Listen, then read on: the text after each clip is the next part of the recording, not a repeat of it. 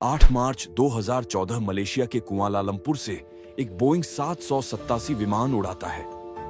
239 लोग इस फ्लाइट में सफर कर रहे हैं। Flight number MH300। लेकिन कुछ ही देर बाद ये प्लेन राडार से गायब हो जाता है।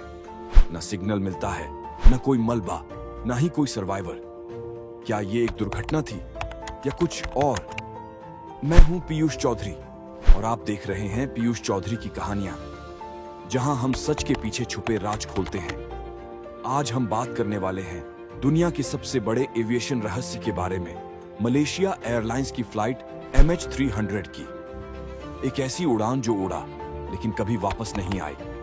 और सबसे हैरानी की बात, आज तक उस प्लेन का असली सच किसी को नहीं पता। 8 मार्च 2014 को MH3 150 टेक ऑफ करता है कुआलालंपुर से बीजिंग के लिए। 40 मिनट तक सब कुछ सामान्य होता है, लेकिन फिर प्लेन राडार से अचानक गायब हो जाता है। सिविलियन राडार ने संपर्क किया और मिलिट्री राडार ने देखा प्लेन ने अपना रास्ता बदल दिया था। पर क्यों? क्या यह तकनीकी गड़बड़ी थी या किसी ने जानबूझकर प्लेन का रूट बदला? पहली थ्योरी कहती है पायलट जहरी अहमद शाह ने प्लेन को जानबूझकर क्रैश किया। रिपोर्ट कहती है वो मानसिक रूप से स्ट्रेस्ड था।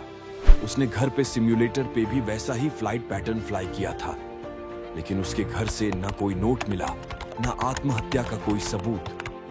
क्या ये बस एक अफवाह थी?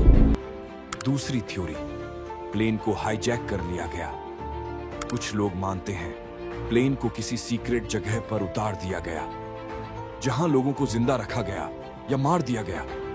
लेकिन 239 यात्रियों में से किसी का मोबाइल सिग्नल, कोई SOS, कोई एक्टिविटी, कुछ भी नहीं हुई। एक ही सवाल, अगर हाईजैक हुआ तो सब सबूत क्यों गायब है? तीसरी थ्योरी काफी चौंकाने वाली है। कुछ विशेषज्ञ कहते हैं प्लेन ने US के डिएगो गार्सिया बेस के पास फ्लाइट ली और अमेरिका ने गलती से मिसाइल का इस्तेमाल किया।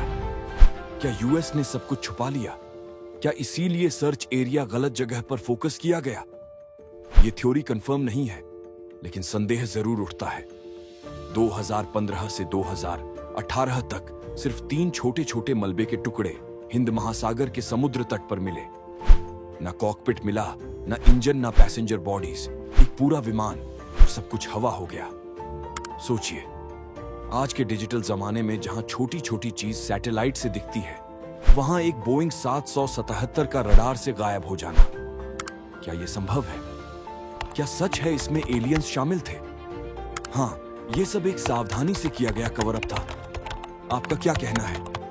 कमेंट में जरूर बताएं। मैं हूं पीयूष चौधरी और ये थी एक और सच्ची लेकिन दिलचस्प कहानी। ऐसी ही और रहस्यमय कहानियां के लिए सब्सक्राइब कीजिए पीयूष चौधरी की कहानियां और बेल आइकन दबाना ना भूलें।